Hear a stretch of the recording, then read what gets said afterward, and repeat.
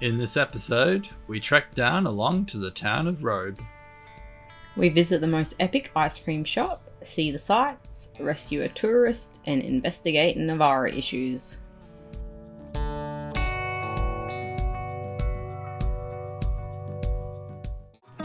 G'day, we are Sparkies on the Loose, both electricians.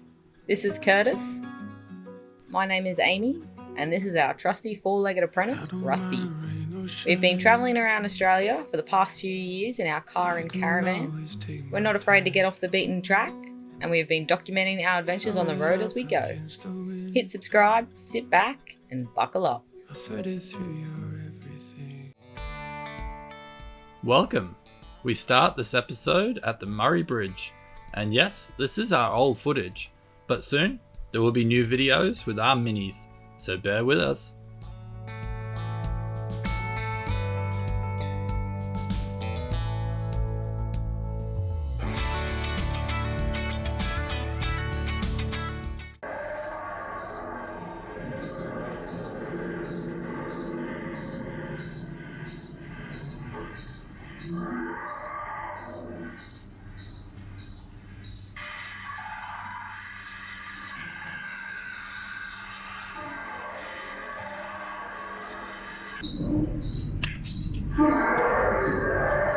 Another Bunyip.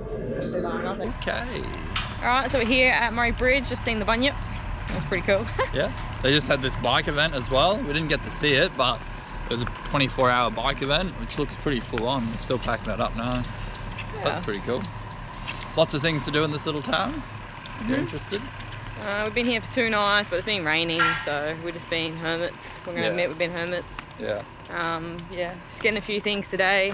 Popping out now there's no rain, checking out the Murray, and then we're going to continue on, tracking around. Yeah. I don't know which way we're heading towards Robe, so. Feels good being back on the Murray, all the houseboats and stuff. And it just reminded us, we could go down the track and hire a houseboat out and cruise up the Murray and stuff. Yeah, I'd definitely love to do that. Looks wicked. Do 3 or 4 weeks on the Murray. Yeah. So anyway. Back to camp, pitch up, and moving on. The journey must continue. Must continue. Back in the nav to head back, hitch up, and continue on towards Robe. Fun fact about the Murray Bridge. The town was established when a road bridge over the Murray River was completed in 1879. In 1993, the local council crossed the population threshold and was able to be declared a city. Not long down the road, we stopped to check out the Meningie Pink Lake. It didn't look that pink, but we popped the drone up for a better look. Not sure. What do you think?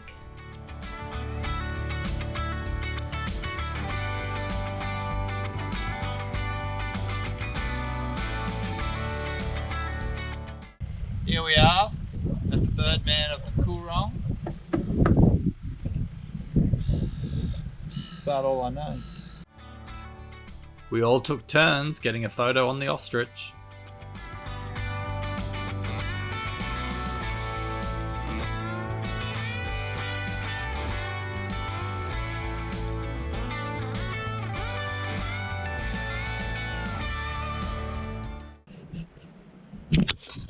How's my hair? Pretty good. What's going on, guys? We're here at a gravel pit just in South Australia, and as you can see, the car's pulled apart. I'm having big dramas with this so-called cracked head that I may have. These ZD30s are renowned to cracking heads, but before I'm going to jump the gun and say it is cracked, I want to make sure everything is operating correctly first. So what I've done is I've gone out and bought a new thermostat. The one on this side is the new one, and it's actually a high flow one as well.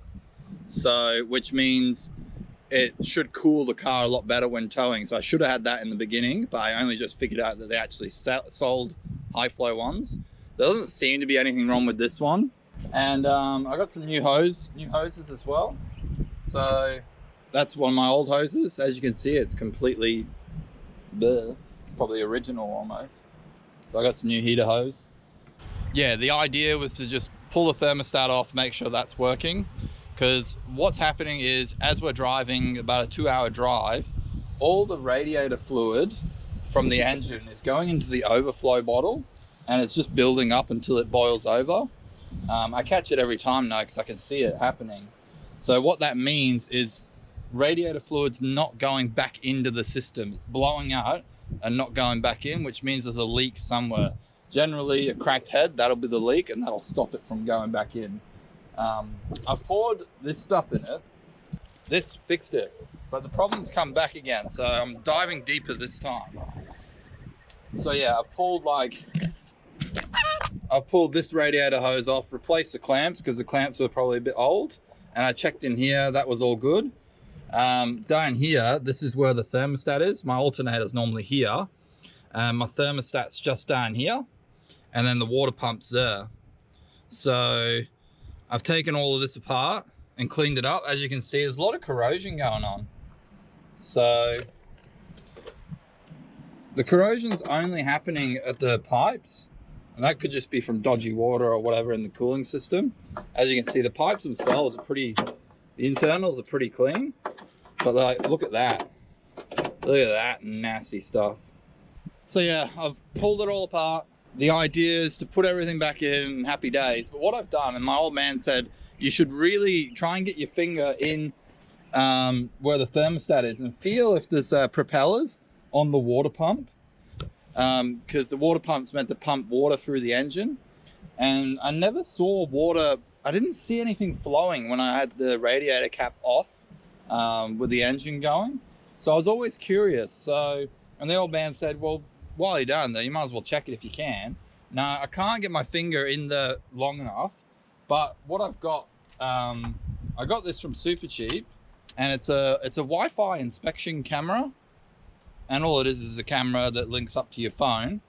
See, hold on. See that? Hold on. See if I can. Whoa! There you go. And what that is, it's just a camera. So I'm gonna stick that in there. I've already stuck it in there. I've got some weird things going on in there. So I might be due a water pump. Alright, so I'll give you guys an update of what's happened. So I've put it all back together, started up, got it up to temp, everything's all sweet. There's not much flow happening that I can see. There's like a dribble.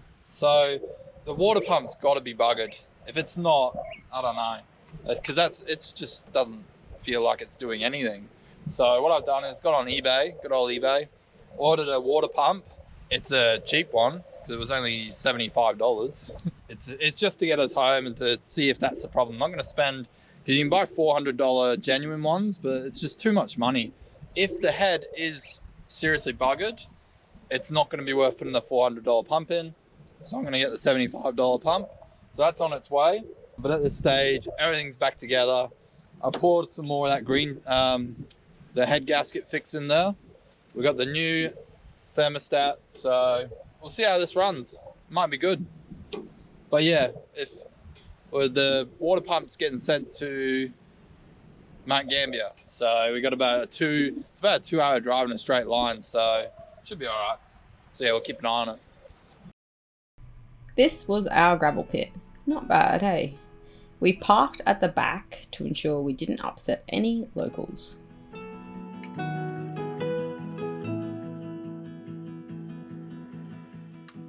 The water was freezing and apparently fishless. Great for some afternoon walks, and even Rusty loved burning off her zoomies in the sunset.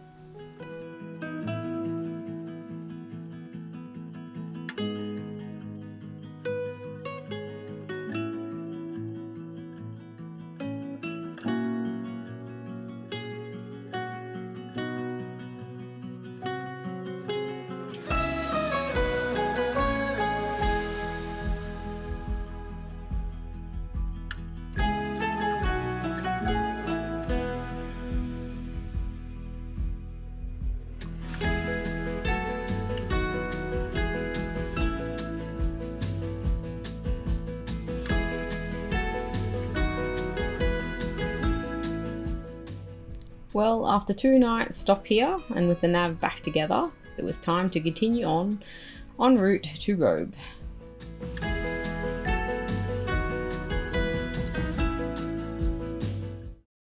Alright guys, so we just spent 2 beautiful nights there at the Granites. It was nice and peaceful. Kurt got to do a bit of maintenance on the car like you saw. Hopefully see what happens with that. But we're going to get rolling today. We're going to head into Kingston and have a look around, and then we're going to make it to Robe. So we're going to head to Robe for this afternoon. So yeah, let's see what we see.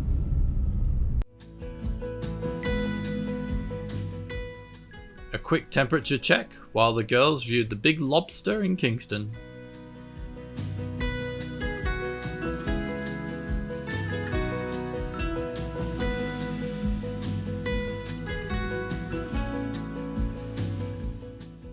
We stopped in front of the Cape Jaffa lighthouse for lunch. Pretty cool looking lighthouse.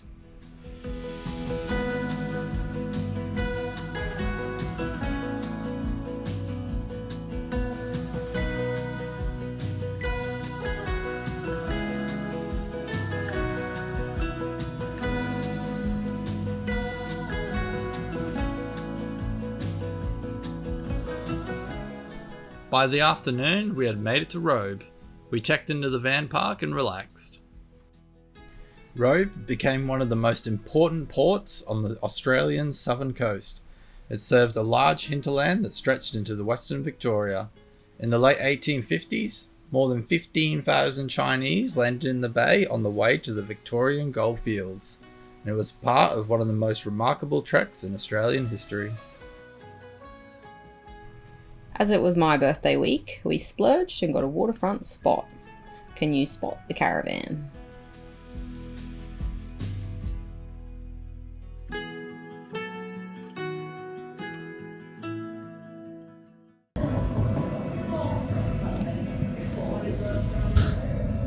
Yummy. Alright, so just had breakfast. It was delicious. Kurt approves. He loved it. Best breakfast ever. If that says anything. So now we're going to head off and yeah, sightsee a bit of Robe. Even the coffee's good. He got another one. He got another coffee. It wasn't good. So yeah, we're going to go sightsee and yeah, check out Robe. We've got such a beautiful day today. Blue sky. It's a bit windy. Yeah, it's a bit windy. It's a bit nippy, but we're not going to complain because, you know, good day. So let's go. First up was a wander around the historic jail ruins. The jail was officially opened in 1861. The jail's security came into question in 1863 when 2 men managed to escape after making an opening in the back wall of their cell. The walls were made of a soft stone and was easily able to be picked apart by a piece of metal. Later on, they just reinforced it with local shipwreck metal. Then we did a little coastal walk to go see the Robe obelisk.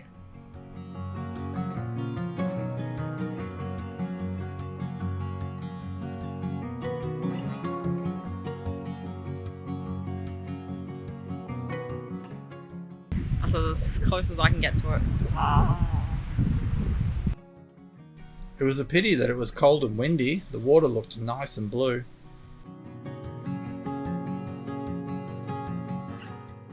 Next was the Beacon Hill Lookout Tower with Rusty joining us.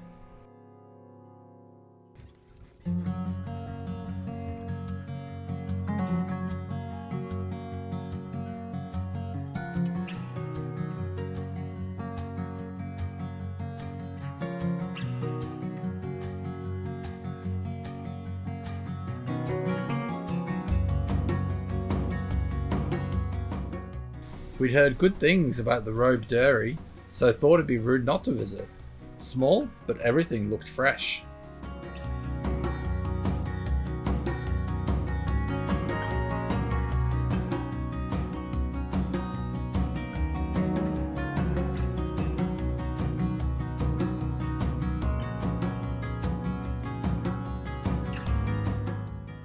Cheers, baby. Now, my favourite stop, the Robe ice cream shop. We're going to say it was the most epic ice cream shop we have ever visited. The map artwork was so cool.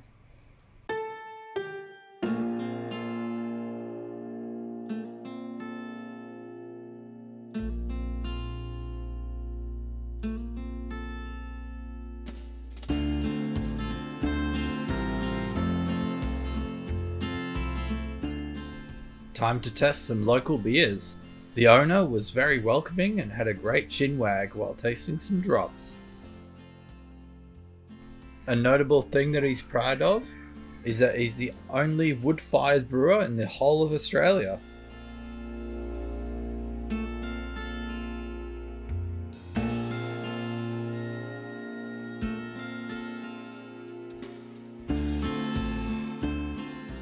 Takeaways for the win, a beach time now.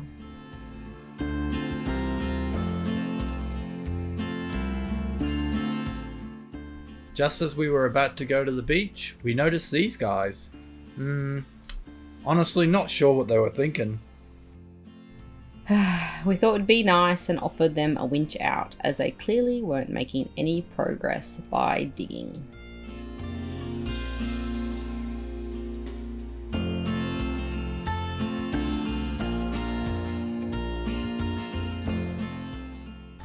Yeah, I could have snatch strapped them out, but I felt like this was more controlled, especially when these people like just drive onto the beach aimlessly.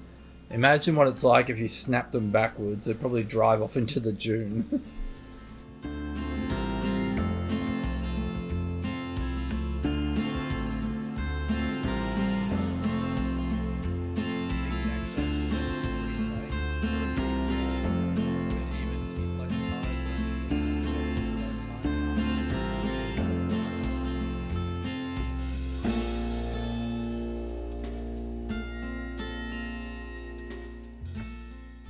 Alright, set up the picnic rug, cracked a fresh cold Robe beer, and dipped my toes in the ocean.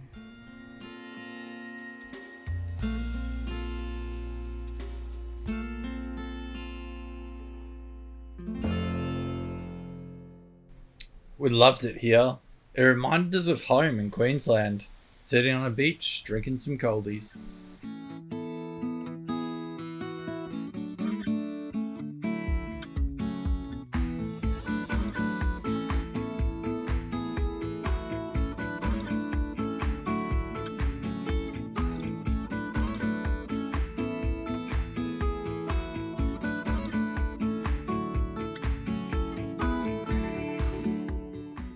We were going to wait until sunset, but our bellies were growling, and Ames requested that we visit one more pub before dinner.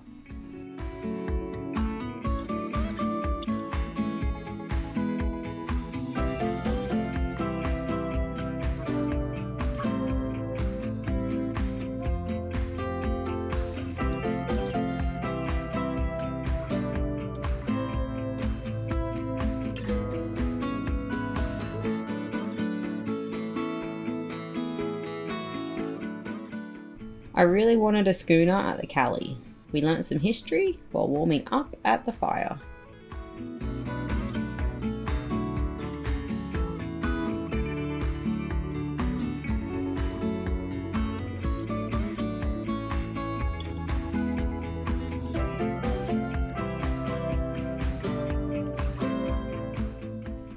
Takeaway pizzas and sunset at the van.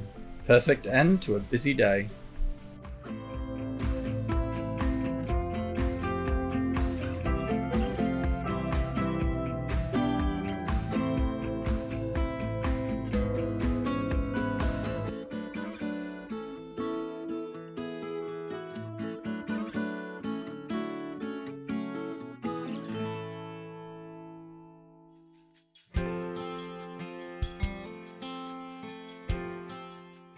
After a couple of nights in Robe, it was time to keep trekking. Cheers, Robe. We really loved your charm and hope to be back soon.